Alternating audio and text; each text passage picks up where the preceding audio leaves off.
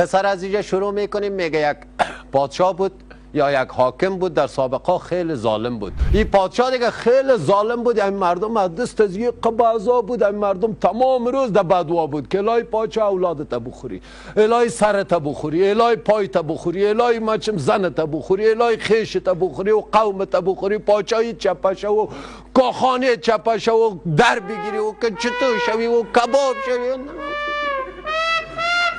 این همه تو کلگی دفعه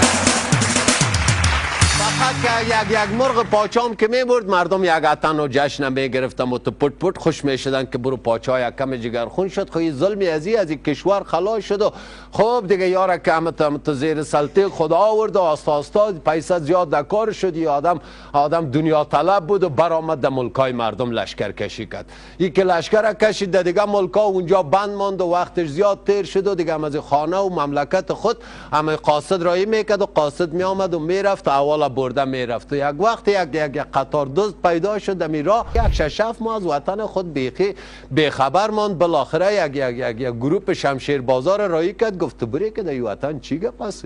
ما اینجا در جان مردم آمدیم که خود ما تباه نشیم. یکی آمد که از این دزدای شمشیر بازار درگیر شدند و خود دزدا مزدار از بین برد. شمشیر بازار رفت و در وطن تیر شد.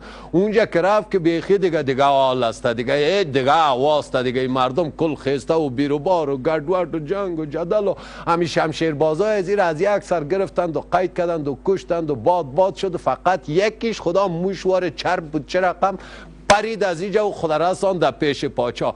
هم پیش پاچا که رسید، پاچا بغل کشی کرد، گفت دیر وقت است که از فامیلم خبر نه. گفت صاحب گفت خبر خوش براتان ندارم. چرا؟ گفت گلا برایتان. گفتم سگتان چی شده؟ سگ مرا مردار شد. وی چرا مردار شد؟ صاحب از خوراک زیاد، از پرخوری. چرا پرخوری؟ حالا کی دادوره؟ چی را خورده بود پرخوری؟ صاحب گوشت اسب.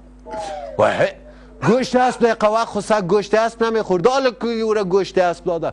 اسب از کجا شده؟ اسب گفت صاحبم کلی اسب صاحب مرد. نه گفت کشته شد صاحب. وی چرا اسبا کشته شد؟ صاحب گفت خود سر از او مردم زیاد تاو کشیدن، سر اسبایتان زیاد تاو میکشیدن دون اسبا جو شد و کلگیش مرد. او بری چی؟ قاوده چی کار بود؟ صاحب اون قصرتان که در گرفته بود مردم او می آورد که قرص گل کنن. قصر ما؟ صاحب قصرتان. آلو قصر چرا سوخت؟ صاحب یک شم